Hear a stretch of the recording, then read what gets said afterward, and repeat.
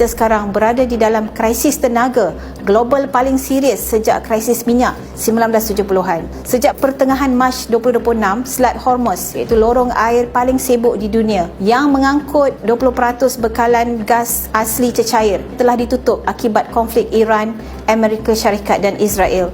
Ini bukan lagi isu geopolitik semata-mata. Ia sudah menjadi krisis ekonomi dan sosial yang mengetuk pintu rumah kita. Malaysia pula bagaimana? Kita bernasib baik sedikit kerana kita ada minyak dan gas sendiri. Tetapi jangan lupa, kita masih mengimport bersih produk ditapis seperti diesel dan RON95. Kesan pertama, harga baja naik 100% hingga 150% dalam masa 2 minggu. Baja diperbuat daripada proses gas, maka harga padi, sayur, buah semua akan naik. Kesan kedua, lebih 60% pengeksport Malaysia sudah melaporkan perniagaan mereka terjejas.